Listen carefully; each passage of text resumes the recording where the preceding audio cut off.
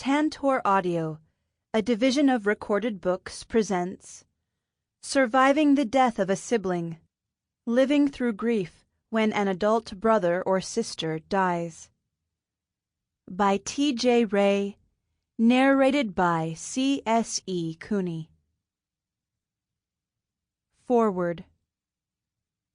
It's amazing that after more than 50 years of reflection upon the psychology of bereavement, there has been almost no attention to adult sibling loss. This omission is another glaring example of disenfranchised loss, as described by Kenneth E. Doka. A disenfranchised loss is one that is not or cannot be openly acknowledged, publicly mourned, or socially accepted, such as the death of a same-sex partner or prenatal death. Other times, the mourner is not socially recognized, as often happens in the case of children, the elderly, and the mentally disabled. Until this study by T.J. Wray, the major significance of adult sibling loss has been ignored, forgotten, or trivialized. She has normalized the grief of adult siblings and empowered them to trust their own intuitions and to follow their natural inclinations on their journey toward healing. Motivated by the death of her beloved brother when he was 43, Ms. Wray has explored and clarified almost every dimension of adult sibling loss. Drawing upon her own experiences of grief and those of hundreds of other grieving adult siblings, she has given social and psychological legitimacy to this type of bereavement. Lifting up adult sibling loss as having major consequences in the life of the sibling survivors, she has brought this type of death out of the shadows into the light of healing and hope. Because of her dedication, sensitivity, and insights, those who were often the forgotten bereaved are now more likely to be remembered, acknowledged, and cared for. Ms. Wray has written an eminently practical and down-to-earth book addressed to all adults whose lives have been forever changed by the death of a brother or sister. In every chapter, she incorporates a variety of practical, proactive self-help suggestions, highlighting both what helps those in grief and what generally doesn't. One suggestion I found empowering was her encouragement of mourners to recruit a grief partner to accompany the bereaved through his or her pilgrimage, someone who can offer empathy, compassion, and guidance on an ongoing basis, and who can assist him or her to learn to live creatively without his or her sibling. I also appreciated her references to what she calls dismissive condolences, those words and actions from friends and acquaintances which, in trivializing the loss, do more harm than good. She has aided all of us to be more sensitive and in tune with mourners. Another important contribution Ms. Wray makes is taking with utmost seriousness the impact of adult sibling loss upon the griever's religious life, particularly his or her views of the mercy and justice of God. She normalizes doubt and the loss of faith as a natural symptom of adult sibling loss, and asserts that this symptom is usually transient and need not permanently estrange us from cherished religious convictions. As those in grief struggle with the meanings of the death of their adult sibling, they often rethink and modify their understandings of God and develop more mature religious commitments. As one who has taught classes in bereavement for nearly 25 years, I welcome the illumination this book casts upon many forms of bereavement, not only adult sibling loss. Though focused on adult sibling loss, Ms. Wray has clarified the complex character of all grief. Although I have not lost an adult sibling, I have experienced the death of a spouse, parents, and close friends. To my surprise and satisfaction, I discovered that Ms. Wray's understanding of the bereavement of adult siblings captured and made sense out of my own struggles with grief and the gradual recovery of wholeness. This book is an invaluable and long overdue aid for anyone who has experienced a profound and painful loss especially that of an adult sibling. J. Earl Thompson, Giles Professor of Pastoral Psychology and Family Studies Emeritus, Andover Newton Theological School, Newton Center, Massachusetts. Introduction. Why a book about adult sibling grief? The year my brother died, I forgot how to breathe. Often it would catch me unaware, that terrible feeling that I was suffocating, at work, at home, sometimes at night as I tried to sleep, as if I had drawn a breath but simply forgotten how to exhale. I think there's something wrong with me, I confided one afternoon to a colleague who had also lost a sibling. Sometimes my chest aches, I told her, like I'm holding my breath for too long. I feel lightheaded and weak, and I'm so tired. My eyes water and I have trouble thinking clearly and talking. She was silent for a moment and then said quietly, "You're okay. It's just the grief." But I wasn't okay. The year my brother died, I forgot how to breathe, and no one seemed to notice. Oh, they might have noticed a bit at first, but after a few weeks I could be walking around with my face turning blue and no one would say a word. After all, it was only my brother. I should get over it. My brother. In the stillness of the early mornings when I have the house all to myself, I can recall his face and the sound of his voice so clearly that I'm often surprised when I wake from my reverie by his palpable absence. Even after 5 years, the shock of it all comes in bright, hot flashes, and I blink back tears.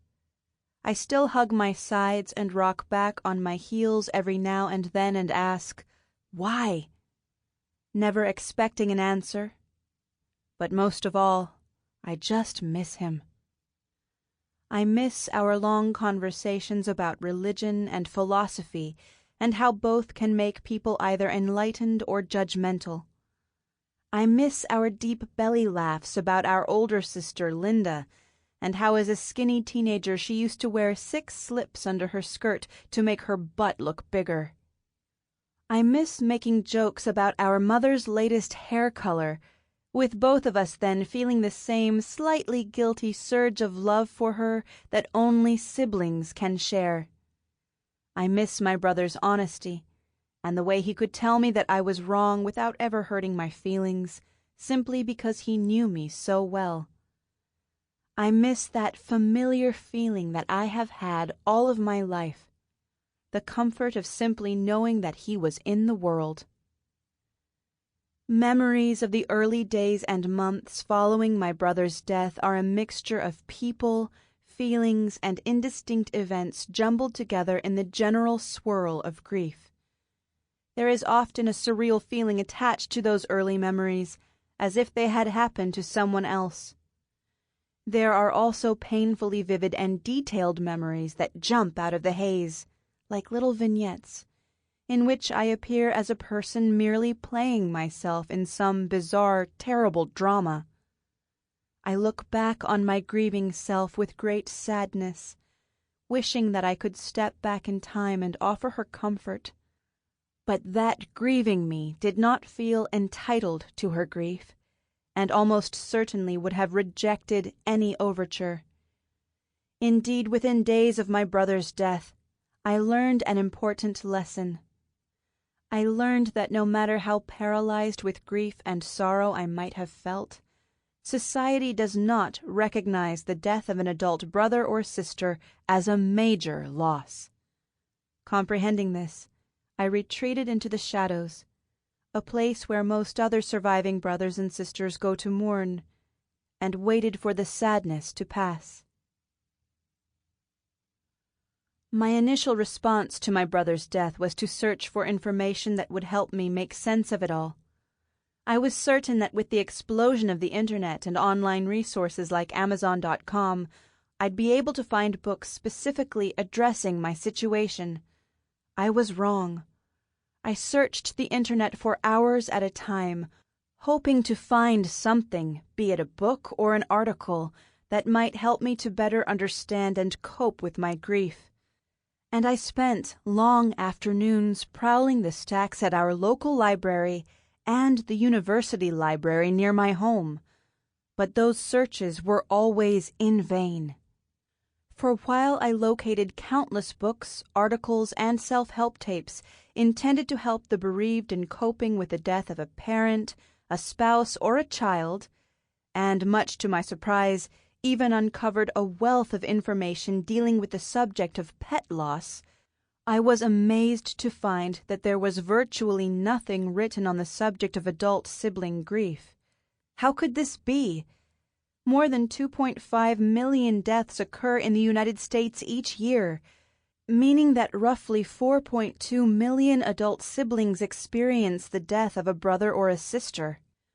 Why then was there nothing written by the so-called grief experts to help all of those surviving siblings cope with such a difficult loss? Surely there must be others, I reasoned, who felt as I did, that the death of a brother or a sister was a major life-changing event. In view of this dearth of material, I felt a special need to connect with other surviving siblings who might understand my grief. I hoped that they could offer me some insight, some comfort, some practical advice that might help me through those first difficult weeks and months. How had they survived this? There must be some special formula, some secret that I didn't know about. And so I investigated grief support groups, various special lectures for the newly bereaved offered by churches, funeral homes, and therapists, and online forums dealing with grief and loss. But none of these specifically addressed the subject of adult sibling grief. I recall one particularly painful phone call I made to a bereavement group I had read about in our local newspaper. "Is there anyone in the group who has lost a sibling?" I asked the elderly woman who took my phone call. "A sibling?" she asked. "No, dear, this is an adult group." I hung up the phone, strangely embarrassed and ashamed for acting so childish. Indeed, the only information concerning sibling loss that I was able to unearth was geared almost exclusively toward young children. Not that those resources aren't necessary and pertinent. Losing a sibling at any age is a devastating event. But I recall asking myself, are we suddenly expected to stop caring for our siblings once we enter adulthood? After all, the endless resources available to aid youngsters in dealing with the death of a sibling indicate the importance of the sibling relationship in shaping our lives. And why would this initial relationship lose any significance as it ripened into adulthood? Wouldn't it render itself only more important, and certainly more complex, than it had been to start with? The sad fact is this. When an adult loses a brother or a sister, society often fails to recognize the depth of such a loss. Witness what I call dismissive condolences, offered by well-intentioned but sorely misguided friends, acquaintances, family members, and co-workers. "Well, you lived in different states, so you probably weren't very close." Or, "Thank goodness it wasn't your husband or one of your children." And, "Your brother/sister died? How awful! How are your parents?" Intellectually, we may understand that people mean well. They're attempting to be helpful and to offer comfort to us in our sorrow. Yet dismissive condolences have the opposite effect. They make our loss seem trivial, and they also make the surviving sibling feel as if his or her grief is somehow unwarranted. I myself was the recipient of countless dismissive condolences from perfectly caring, well-intentioned folks, and while some acknowledgment was welcomed, at least they made an attempt to recognize my grief. I began to wonder if my grief response was perhaps inappropriate. Was I overreacting? After all, my brother and I did live in different states. I was thankful that my husband and children were alive, and my parents were completely unraveled by their loss. Maybe I wasn't behaving as a grieving person should behave, but I had never lost anyone so close to me before. How long was I supposed to feel sad? Was my behavior abnormal? I had no idea. I now realize that the reason I was so frustrated with my inability to get over it was due in part to my acceptance of the message sent to me by society and the grief experts. This message, conveyed by silence, apathy, or ignorance, was that my grief was somehow less important than others. I now understand, however, that my feelings were normal, healthy reactions to the death of someone who had been part of my life since the day I was born. And I also know now that even though surviving adult siblings certainly share many of the grief reactions associated with other kinds of loss, there are some significant differences rooted in the distinctive nature of a relationship which, unlike any other relationship, begins in childhood and continues into old age. When an adult sibling dies before his or her parents, the remaining siblings must not only deal with their own grief, they must also help their parents cope with losing a child precisely when they may be least equipped to help anyone. The fact is, surviving brothers and sisters, more often than not, need their parents to help them. This can result in feelings of isolation and disconnectedness just when the opposite is required. Surviving siblings usually end up feeling selfish and guilty for not being better sons or daughters to their grieving parents, repressing their own grief in a half-hearted effort to help their parents. The entire family structure is forever altered by the death of one of its members. Roles we've had for a lifetime are suddenly tossed in the air like so many pickup sticks, and the subsequent scramble to find a new place within the family is often a difficult adjustment. A middle child may suddenly become the eldest or the youngest in the family, for instance. The sibling relationship is more complex than nearly any other, a mixture of affection and ambivalence, camaraderie and competition. Aside from your parents, there is simply no one else on earth who knows you better, because, like your parents, your brothers and sisters have been beside you from the very beginning. Unlike your parents, however, your siblings are people you assume will be part of your life for the rest of your life, too. In terms of the span of time, the intimacy, and the shared experience of childhood, no other relationship rivals the connection we have with our adult brothers or sisters. From schoolyard bullies to teenage broken hearts, from careers to marriage to dreams unfulfilled, our siblings have been there through it all, life partners in our journey through time. They are the keepers of secrets, perennial rivals for our parents' affections, and a secure and familiar constant in an often precarious and uncertain world. While all families are unique and different, we all have our secrets, crazy relatives, embarrassing stories, and wonderful magical moments. Only your brothers and sisters know firsthand what it was like to grow up in your particular family. Only they are able to view family life through such a similar lens. Sure, my siblings may have different reactions to and interpretations of the same event, but the fact remains, they were there. Although each child is an individual member of a family, he or she is also part of a larger circle, a circle that helps to define who we are and provides a link to our shared past. Losing a sibling, then, can also mean losing a part of yourself, part of that special connection to the past. How do we learn to live with the broken circle that is now our family? Although for years I'd been teaching a course that deals with the complex issues of death, dying, and the grief process, I felt ill-prepared to cope with losing my only brother. I quickly learned that understanding the process of grief in the intellectual sense doesn't matter very much when you are knee-deep in tears. And I knew that in order to heal and to learn to live within that broken circle, I needed to stop concealing my grief and begin reaching out to others.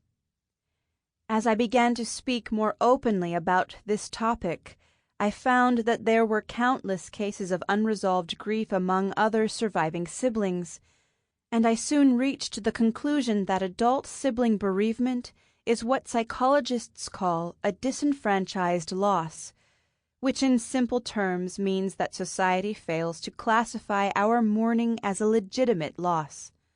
After all, when an adult sibling dies, he or she often leaves behind parents, a spouse, and even children, all of whom suffer a more socially recognized loss. As one bereaved sibling put it, "How could I go into mourning when I had my brother's wife and children to take care of, not to mention my parents?" I can't recall anyone ever asking me how I felt during that time.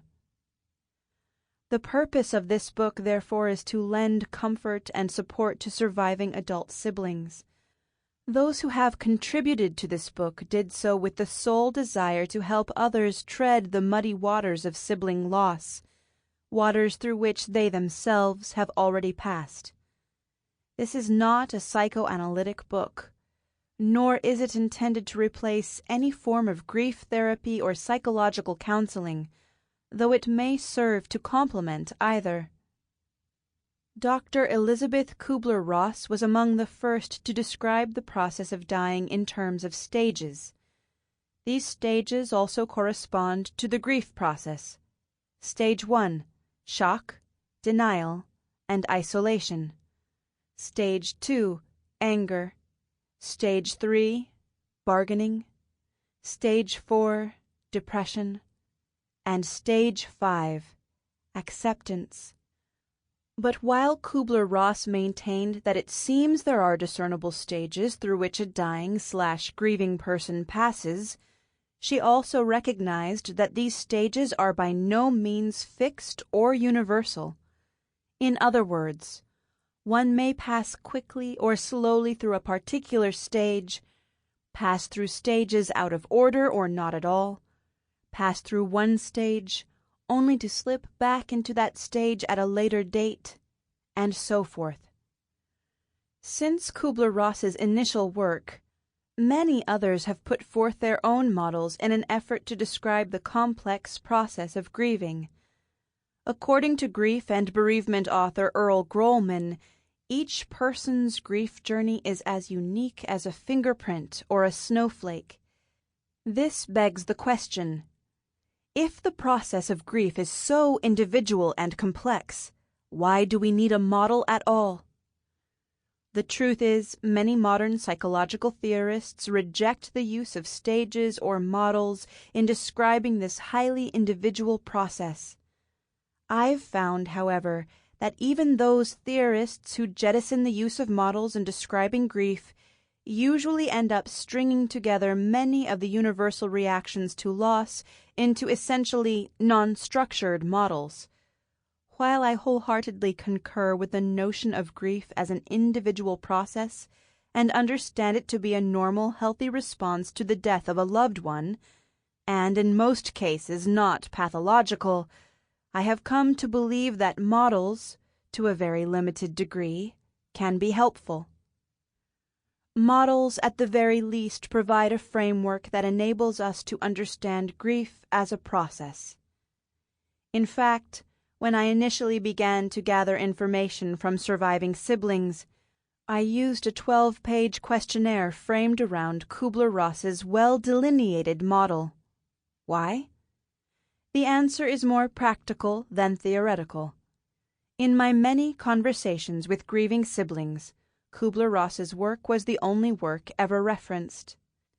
The average person may not be aware of recent shifts in grief therapy or arguments about the pros and cons of models, but most have some knowledge of Kubler-Ross, and this book is for the average person rather than for the clinician.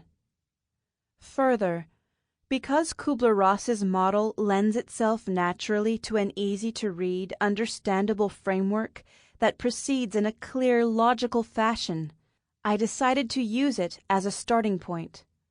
Her descriptions of certain grief reactions, particularly shock, denial, anger, depression, and acceptance, have become chapters in this book because they accurately describe my own grief journey, and the journey of many others as well. I've tried to be mindful of the fact that most grieving persons lack the energy or interest to sift through lengthy essays or psychological analyses, preferring a simple, straightforward approach, one right from the horse's mouth, so to speak. Although this book is best read from cover to cover, I've arranged the chapters so that the listener is able to glance at the table of contents and locate quickly the chapter or chapters most pertinent to his or her particular place in the grief process. The smaller prescriptive sections that conclude each chapter, what helps, reinforce the core of the chapters and offer the listener practical and proactive self-help suggestions. In addition to this book, I would suggest that the listeners visit our website, www.adultsiblingrief.com. This site features general information, a message board, chat rooms, and other helpful features tailored specifically for surviving adult siblings. Finally, I did not write this book alone. The stories of other surviving siblings, who so selflessly shared their experiences in order to help others, proved to be a great source of comfort to me on the days when writing was most difficult, and for this I am most humbly grateful. It is my sincere hope that our collective effort will bring this most important and neglected type of grief out of the shadows and into the light of healing and hope. On behalf of all those who have contributed to this effort, and in loving memory of all the siblings whose lives are herein memorialized, I wish you peace. 1. Shock. Dealing with the news. We brothers and sisters were so happy at home. Who could have then believed that life would ever become so torn asunder? Dag Hammarskjöld. The old beige Afghan rests silently on the top shelf, carefully buried beneath all the other blankets. Each time I open the large closet in the hallway outside my bedroom, I know it's there, patiently waiting. Over the years I've learned to open and close the closet door quickly, replacing and fetching towels or blankets with practiced precision. My eyes know better than to sneak a glance upward. It's dangerous, that Afghan. There have been times, however, when that old shawl, lonely and tired of being ignored, exerts its power over me. I feel its pull, like a seductive whisper. I reach up and touch the fringes that dangle like fingers over the edge of the shelf, and I remember. The tears come then, the great rolling tears of grief, and the Afghan is appeased, at least for a time. Thinking back to that terrible January day is still difficult for me. What I remember most is the cold. I see myself sitting on the couch and shivering as the icy New England wind slices through the seams of our drafty old house. Unable to keep warm, I wrap myself in the shabby comfort of the old Afghan my grandmother gave me on my wedding day. I gaze at the blackened fireplace, too weary to start a fire, too miserable to be cheered by it. I am waiting for a phone call. All around me there's an unnatural silence, the kind of silence that rings. Sample complete. Ready to continue?